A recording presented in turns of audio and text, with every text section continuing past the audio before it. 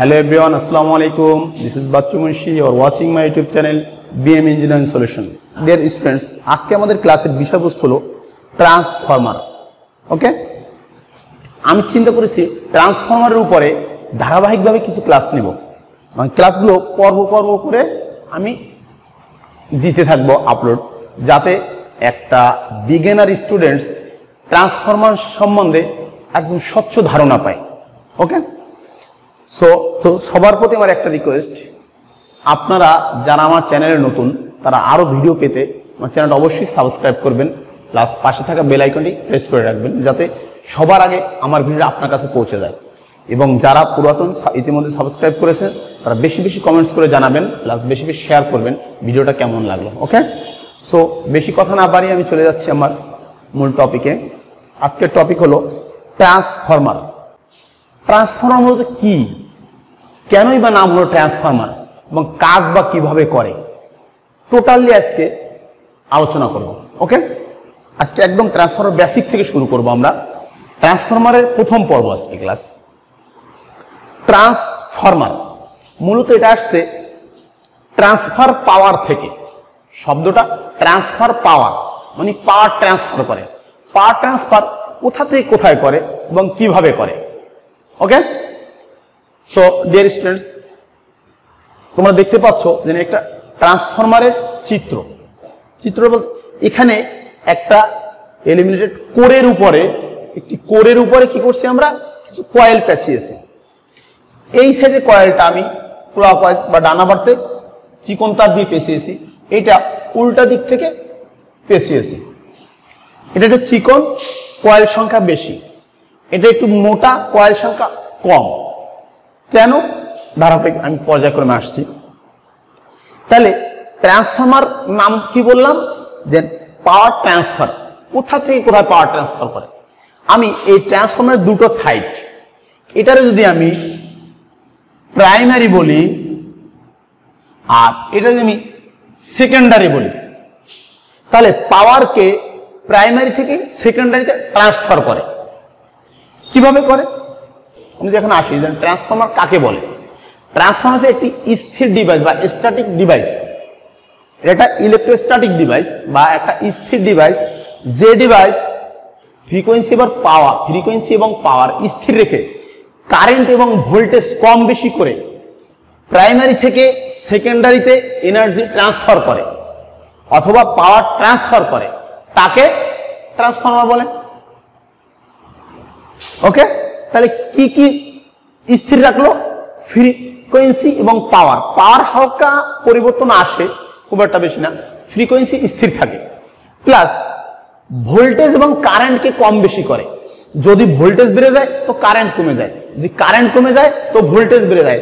আমরা জানি কি, পাওয়ার ইকুয়াল টু পি সমান VI cos theta, P equal to VI cos theta. তাহলে যদি এটা বাড়ে তাহলে এটা কমবে, যদি এটা বাড়ে তো এটা কমবে। কারেন্ট বাড়লে ভোল্টেজ কমবে, ভোল্টেজ বাড়লে কারেন্ট কমবে। আমরা পাওয়ার ফ্যাক্টর এখান থেকে খুব একটা চেঞ্জ হয় না, পাওয়ার ফ্যাক্টরটা মূলত নির্ভর করে লোডের উপরে। এখন দেখো, তাহলে এটা কিভাবে এপাশ থেকে ওপাশে পাওয়ার ট্রান্সফার হয়। আমরা নিশ্চয়ই মাইকেল ফ্যারাডের নাম শুনেছি। মাইকেল ফ্যারাডের ইলেকট্রোম্যাগনেটিক ইন্ডাকশন নীতির উপর ভিত্তি করে মূলত এটা পাওয়ার ট্রান্সফার করে। তা আমরা জানি কি, তাৎক্ষণিক ভোল্টেজ সমান বড় হাতের এম ডি আই ভাগ ডিটি। এই সূত্রটার উপরে ভিত্তি করে এ ভোল্টেজ উৎপন্ন করে থাকে। যেমন এম হচ্ছে মিউচুয়াল ইন্ডাকটেন্স দুই প্রকার, সেলফ ইন্ডাকটেন্স আর মিউচুয়াল ইন্ডাকটেন্স। সে মিউচুয়াল ইন্ডাকটেন্স তাৎক্ষণিক কারেন্ট আর টাইম। সো আমরা দেখো এখন এর যদি কাজটা আসি, যেহেতু এটা স্থির ডিভাইস হওয়ার কারণে এর পাওয়ার লস খুবই কম এবং এর দক্ষতা ইলেকট্রিক্যালের যতগুলো ডিভাইসের সবচেয়ে ট্রান্সফরমারের দক্ষতা বেশি। এটা 95% থেকে 99% পর্যন্ত তোমার কর্মদক্ষতা প্রদান করতে পারে। সো ডিয়ার স্টুডেন্টস, এখন আমরা দেখি যে কিভাবে কারেন্ট বেড়ে যায়, ভোল্টেজ কমে যায়, এবং ভোল্টেজ বেড়ে যায়, কারেন্ট কমে যায়, কিভাবে এখান থেকে পাওয়ার ওপাশে যায়। ওকে, এখন মাইকেল ফ্যারাড সূত্র আবিষ্কার করছেন, ভোল্টেজ উৎপাদনের যে সূত্র, জেনারেটরের যে সূত্র মেনটেন করে ভোল্টেজ উৎপন্ন হয়। ডিয়ার স্টুডেন্টস, দেখো এইটা যদি কোনো একটা, আমি নরম একটা লোহার উপরে কয়েল পেঁচালাম, এখন এখানে যদি আমি একটা ম্যাগনেট, এইটা মনে করো ম্যাগনেট, এখন এই কয়েলটাকে যদি আমি, এইটা হলো এন পোল, এইটা এস পোল, এখন আমি যদি দেখ কোনোভাবে এই ম্যাগনেটটাকে কি করলাম, আমি এই কয়েলের উপরে যদি ম্যাগনেটটা দিয়ে আমি শুধু এরকম করতে থাকি, ঘুরাতে থাকি, খুব স্পিডে ঘুরালে এই এন পোল আর এস পোল পরিবর্তন হবে, হওয়ার ফলে এই যে ম্যাগনেটিক ফ্লাক্স, যেটাকে আমরা এম এম এফ বলি, কি M M F, magnetomotive force, এইটা এই কাট করার ফলে এখানে ইএমএফ এর সৃষ্টি হবে। এই যে ম্যাগনেটোমোটিভ ফোর্স, এটা থেকে কি হবে, ইএমএফ এর সৃষ্টি হবে।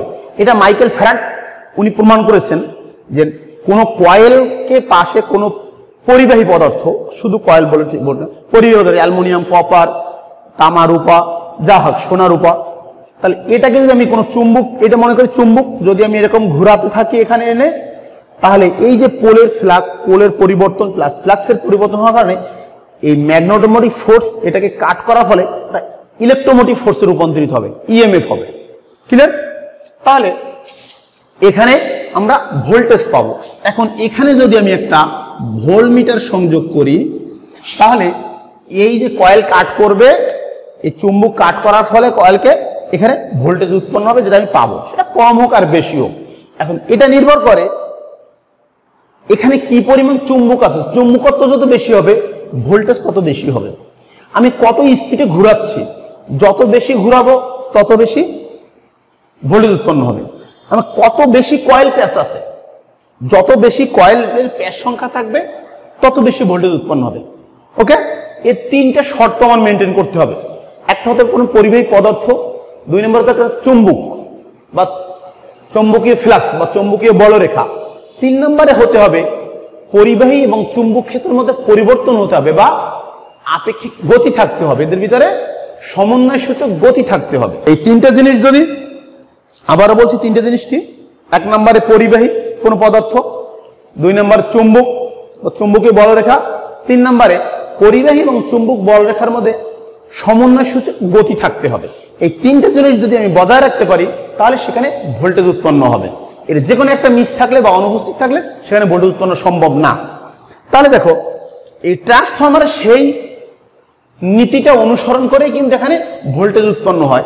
আরেকটা কথা মনে রাখো, এখানে সবসময় কিন্তু এসি ভোল্টেজ দিতে হবে, আমার ডিসি দিলে হবে না।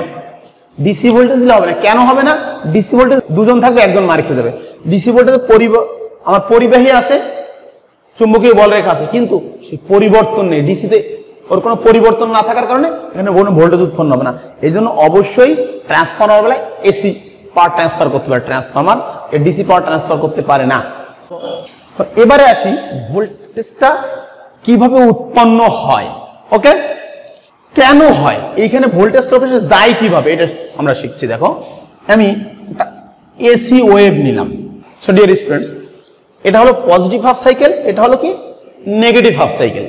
তাহলে দেখো পজিটিভ হাফ সাইকেলে কারেন্ট প্রবাহের দিক যে দিক থাকে, পজিটিভ হাফ সাইকেলে যদি কারেন্ট এই দিক থেকে ঢোকে, মনে করছি পজিটিভ হাফ সাইকেলে কারেন্ট এদিক থেকে ঢুকছে, এরকম ঘুরে ঘুরে ঘুরে ঘুরে ঘুরে ঘুরে এদিক থেকে বেরোচ্ছে, তাহলে নেগেটিভ সাইকেল কি উল্টা দিক হবে, কারেন্টের দিক চেঞ্জ হয়ে যাবে, তখন কারেন্ট এদিক থেকে ঢুকে কারেন্টের মোশনটা কি হবে, এদিক থেকে ঢুকবে, ঢুকে উল্টে উল্টে উল্টে উল্টে এদিক থেকে বেরো আসবে।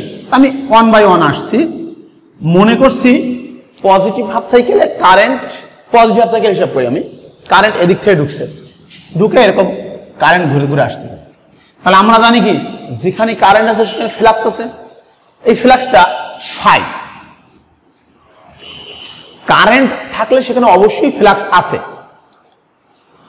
সেই ফ্লাক্স আমরা এখন এই যে ফ্লাক্সটা এ কি করবে, এই কয়েলের চারপাশে প্রবাহিত হবে থাম্ব রুলের মাধ্যমে। আমার থাম্ব রুলের মাধ্যমে কি পাবো, আমি কারেন্ট পাবো। এখন যদি এই পরিবাহী দিয়ে আমি এরকম ধরি, কারেন্টের দিকে আমার বৃদ্ধাঙ্গুলি কারেন্টের নির্দেশ করবে, আর এই যে আঙুলগুলো অন্যান্য অনামিকা, কনিষ্ঠা, মধ্যমা, তর্জনী, এই যে চারটা আঙুল এ কি করবে আমার ফ্লাক্সের দিক নির্দেশ করবে। আমি এইরকম ধরলাম, এটা ধরলে এ কারেন্টের দিক নির্দেশ করতেছে আর এ ফ্লাক্সের দিক নির্দেশ করতেছে। তাহলে দেখো তো এই পরিবাহীটা থেকে যখন কারেন্ট এদিকে যাচ্ছে তাহলে এর ফ্লাক্স কেমন এরকম ঘুরতেছে না সব। আমি যেটা এটা পরিবাহী কল্পনা করছি, এখান থেকে এদিক কারেন্ট প্রবাহিত হচ্ছে, এটা হচ্ছে আই। ওকে, তাহলে আমি যদি এটাকে এরকম ধরি এই, তাহলে আমার কারেন্টটা এদিক ঠিকই যাবে, কিন্তু আমার ফ্লাক্সের দিকটা এরকম হবে না। কারণ কি, আমি তো এটাকে এই ধরছি, আমি এটাকে এই ধরার কারণে কারেন্ট বৃদ্ধাঙ্গুলি আমার কারেন্ট নির্দেশ করতেছে। আর এই যে আমার আঙ্গুলগুলো এটা কেমন এদিকে উঠছে না এরকম সব, হ্যাঁ, এদিকে ওঠার কারণে এদিকে কেমন সে আমার সে আঙুল, তাহলে কেমন এরকম ঘুরে যাবে। যদি টোটালটা ধরি তাহলে কারেন্ট এটা আমার সেই ফ্লাক্স। তাহলে আমার আঙুলটা এরকম ধরার কারণে আমি বৃদ্ধাঙ্গুল ধরছি, কারেন্ট ভিতরের দিক যাচ্ছে আর ফ্লাক্স এদিকে ঘুরে যাবে। তাই এই প্রত্যেকটা পরিবাহীতে এটা যদি কল্পনা করি, দেখো তাহলে এখান থেকে এই প্রত্যেকটা পরিবাহীতে ফ্লাক্সটা এরকম ঘুরবে, প্রত্যেকটা পরিবাহীতে কি ফ্লাক্স এরকম হবে, প্রত্যেকটা পরিবাহীতে কি ফ্লাক্স আমার ক্লকওয়াইজ ঘুরতেছে। তাহলে এই যখন ফ্লাক্সটা এরকম, কারণ এরকম হচ্ছে, এরকম হওয়ার কারণে এদের সকলের লব্ধি ফ্লাক্স, যে ছোট ছোট প্রত্যেকটা কয়েলে যে ফ্লাক্স হবে, এদের যে ফ্লাক্স লব্ধি ফ্লাক্স ফাই, ওই ফ্লাক্সটা কি দেখো তো এরকম যাওয়ার ফলে এই ঘুরতে ঘুরতে এখন এই ফ্লাক্স এই যে কোর আমার স্টিলের কোর, সিলিকন স্টিলের যে আমার কোরটা, ওই কোরের মধ্যে দিয়ে সরছে। কারণ ফ্লাক্স কোরের মধ্যে খুব ভালোভাবে কোনো কঠিন মাধ্যম দিয়ে ফ্লাক্স খুব ভালো প্রবাহিত হয়। তাহলে এই যে ফ্লাক্স ও কি করবে, এইখান থেকে প্রবাহিত হবে, এই ঘুরে আসবে। এক সাইকেল কল্পনা করি, হাফ সাইকেল, পজিটিভ সাইকেল, এই ফ্লাক্সটা কি করবে এখান থেকে ঘুরে আসবে। তাহলে দেখো তো এই ঘুরে আসার ফলে এই কয়েলকে ওই ফ্লাক্স এই কয়েলকে কাট করবে। তো এখানে আমরা প্রথম এখানে কি দিছিলাম, পজিটিভ হাফ সাইকেল কাট, প্রাইমারিতে আমাদের এসি সরবরাহ দিছিলাম, সেই এসি ভোল্টেজের পজিটিভ হাফ সাইকেল প্রয়োগ করলাম, করার ফলে কারেন্ট এদিক প্রবাহিত হচ্ছে, এখান থেকে ঢুকে কারেন্ট এদিক বেরিয়ে আসছে। এর কারণে ফ্লাক্স, সেই ফ্লাক্সটা কি করছে এখানে একটা পাক কল্পনা করি, কল্পনা করলে তাহলে দেখো এইখানে একটা ভোল্টেজ উৎপন্ন হবে, যেটা নাম হবে ইপি, প্রাইমারি সাইডে আবেশিত ইএমএফ বা ইপি। একই ফ্লাক্স এই সাইডে কয়েলকেও কাট করবে না, যেহেতু কোরের মধ্যে দিয়ে প্রবাহিত হচ্ছে, প্রবাহিত হওয়ার ফলে এই সাইডে কয়েলকে কাট করবে, কাট করার ফলে এখানে আর একটা ভোল্টেজ উৎপন্ন হবে, সেই ভোল্টেজটার নাম হলো ইএস। তাহলে আমি এটা এই সাইডে নেই, এই সেই ইপি আর এটা সেই ইএস। তাহলে দেখলাম প্রাইমারিতে ভোল্টেজ সরবরাহ দেওয়ার ফলে পজিটিভ হাফ সাইকেল যখন যাবে তখন কারেন্টটা এদিক প্রবাহিত হওয়ার ফলে এখানে যে ফ্লাক্স হবে সেই ফ্লাক্সের লব্ধি ফ্লাক্স বা রেজাল্ট্যান্ট এই কোরের মধ্যে দিয়ে প্রবাহিত হবে। ফ্লাক্সটা হওয়ার ফলে এই কয়েলকেও কাট করবে, এই কয়েলকেও কাট করবে, কাট করার ফলে এখানে একটা ভোল্টেজ উৎপন্ন হবে বা আবেশিত ইএমএফ হবে, সেটা হচ্ছে ইপি, আর এই সাইডে যে আবেশিত ইএমএফ হবে ইএস, সেকেন্ডারি ভোল্টেজ। এখন আমরা চিন্তা করি নেগেটিভ হাফ সাইকেল। ওকে, পজিটিভ হাফ সাইকেলের কাজ আমার শেষ। এখন নেগেটিভ হাফ সাইকেল যখন প্রবাহিত হবে তখন কি হবে, তখন কারেন্টের ডিরেকশন উল্টে যাবে, মানে কারেন্ট এদিক থেকে ঢুকবে। এখন কারেন্টটা এদিক থেকে ঢুকে এদিক বেরোচ্ছে, কারেন্টের ডিরেকশন উল্টে গেছে। Negative half cycle positive half cycle vanish করে দিলাম। নেগেটিভ হাফ সাইকেল কি হবে, কারেন্ট এখন এদিক থেকে ঢুকবে, এইটা নিচ থেকে আসবে, এইটা বের হবে, এই যে ঢুকছে এর নিচ থেকে বের হবে, এই নিচ থেকে বের হয়েছে। কারেন্ট এইখান থেকে ঢুকে যে এই পাশে আসতেছে এইরকম, কারেন্টের ডিরেকশন এখন এরকম হয়ে গেছে। আমার কারেন্টের ডিরেকশন কিন্তু এখন এই, আগে ছিল কি এই, এখন হয়ে গেল কারেন্টের ডিরেকশন এই। তাহলে এই হওয়ার ফলে এর ফ্লাক্সটা কি হবে, এই দিকে উঠবে না, ফ্লাক্সটা কেমন জানো, এই তো এই এরকম হয়ে যাচ্ছে, ফ্লাক্সটা আমার এরকম সব নিচের দিকে ঢুকতেছে, কারেন্টের দিকে যাওয়ার ফলে ফ্লাক্সটা আমার এরকম হয়ে যাচ্ছে। আগে ছিল কি এরকম, এখন হয়ে গেল কি এরকম, হওয়ার ফলে এই প্রত্যেকটা জায়গায় ফ্লাক্সের ডিরেকশন উল্টে যাবে। আগে ফ্লাক্স যদি ঘুরছিল এখন তার বিপরীত হবে। বিপরীত হওয়ার কারণে এই যে রেজাল্টেন্ট ফ্লাক্স, এই সবকটা কয়েলের রেজাল্টেন্ট ফ্লাক্স কি ফাই, ও করবে এখন এদিক ঘুরবে। আগে এই ফ্লাক্সটা ছিল কি, এই ফ্লাক্সটা ছিল এদিক ঘুরছিল, এখন এই ফ্লাক্সের গতিটা এদিক হয়ে যাবে। আমার ফ্লাক্সটা এখন এদিক ছুটবে, ছোটার ফলে এখান থেকে এসে এদিক কাট করবে। এখন এই ফ্লাক্সটাই এই কয়েলকেও কাট করবে, এই কয়েলকেও কাট করবে, তাহলে আবার এখানে ভোল্টেজ উৎপন্ন হবে। তাহলে দেখলাম যে এসি দেওয়ার ফলে ফ্লাক্স একবার এদিক প্রবাহিত হচ্ছে আর একবার এদিক প্রবাহিত হচ্ছে। যদি পজিটিভ হাফ সাইকেলে এদিক প্রবাহিত হয় তো নেগেটিভ হাফ সাইকেলে কি হবে, এদিক প্রবাহিত হবে। তাহলে কি পরিবর্তনশীল ফ্লাক্স। তাহলে আমরা কি পেলাম, কয়েল পেলাম এবং চুম্বকীয় ফ্লাক্স পেলাম ফাই। এটা এসির বেলায় পাবো, ডিসির বেলায় পাবো। ডিসি দিলে স্থির হবে, পরিবর্তন হবে না। আর ডিসি এসি দেওয়ার ফলে কি হচ্ছে, পরিবর্তন, একবার এদিকে আসতেছে আর একবার এদিকে যাচ্ছে। এই যে সমন্বয় সূচক গতি বা পরিবর্তন, এর কারণে এই কয়েলও ভোল্টেজ উৎপন্ন হচ্ছে, এই কয়েলও ভোল্টেজ উৎপন্ন হচ্ছে। তো এখানে ভিপি দিয়ে আমি ইপি পাচ্ছি, এখানে ইএস পাচ্ছি। ওকে, নির্ভর করে কয়েলের সাইজের উপরে, কারেন্ট বেশি হবে কিনা কম হবে, এই ভোল্টেজটা নির্ভর করে কয়েলের প্যাচ সংখ্যার উপরে। যার সাইডে যত প্যাচ সংখ্যা বেশি তার ভোল্টেজ তত বেশি, যার সাইডে প্যাচ সংখ্যা তত কম তার ভোল্টেজ সংখ্যা তত কম। এখন দেখো এই শুধু এই ফ্লাক্সটা শুধু কোরের মধ্যেই দিয়ে যাবে তা কিন্তু না। ডিয়ার স্টুডেন্টস, দেখো যে এই যে ফ্লাক্সটা এই দিক এবং এই দিক ঘুরলো, এই ফ্লাক্সের টোটাল ফ্লাক্সটা কিন্তু কখনোই আমার এই কোরের মধ্যে দিয়ে প্রবাহিত হয় না। কিছু ফ্লাক্স এইখানে বায়ুর মধ্যে দিয়েও প্রবাহিত হবে। এই সাইডে বাতাস, এই সাইডে বাতাস, এরকম একটা সার্কিট তৈরি করবে। ঠিক একইভাবে এই সাইডে একটা পথ তৈরি করবে, যে ফ্লাক্সটার নাম হলো লিকেজ ফ্লাক্স। কি ফ্লাক্স? Leakage flux. এইটা আমার খুব একটা কাজে আসে না। সো ডিয়ার স্টুডেন্টস, তাহলে এখন দেখি কিভাবে যে সাইডে বেশি, আমরা এখন দেখবো কিভাবে যেখানে বেশি কয়েল থাকে সেখানে কেন বেশি ভোল্টেজ উৎপন্ন হয়, আর যেখানে কম কয়েল থাকে সে সাইডে কেন কম ভোল্টেজ উৎপন্ন হয়। ওকে, দেখো মাইকেল ফ্যারাড প্রমাণ করছেন যে যদি 10⁸ ম্যাক্সওয়েল ফ্লাক্স, কত 10⁸ ম্যাক্সওয়েল ফ্লাক্স যদি প্রতি সেকেন্ডে একটা পরিবাহীকে কাট করে তাহলে ওই পরিবাহীতে 1 ভোল্ট উৎপন্ন হয়। কি বললাম? যদি ফ্লাক্সের পরিমাণ, ফ্লাক্সকে আমরা সাধারণত ফাই দ্বারা প্রকাশ করি, ফাই সমান 10⁸ ম্যাক্সওয়েল। আমি এটি একটু ছোট করে লিখি। ফাই সমান ফাই হলো চুম্বকীয় বলরেখাকে ফাই দ্বারা প্রকাশ করা হয়। তাহলে এই ফাই সমান 10⁸ ম্যাক্সওয়েল হয়, তাহলে প্রতি সেকেন্ডে বা 1 সেকেন্ডে যদি 10⁸ ম্যাক্সওয়েল ফ্লাক্স একটা পরিবাহীকে কাট করে তাহলে ওখানে 1 ভোল্ট উৎপন্ন হবে। ওকে, তাহলে কত ভোল্ট উৎপন্ন হবে? 1 ভোল্ট। টি সমান কত? 1 সেকেন্ড। তাহলে দেখলাম টি সমান 1 সেকেন্ড, ভোল্টেজ হবে 1 ভোল্ট। কখন? যখন ফ্লাক্সের পরিমাণ 8 হবে এবং এটা কাট করবে।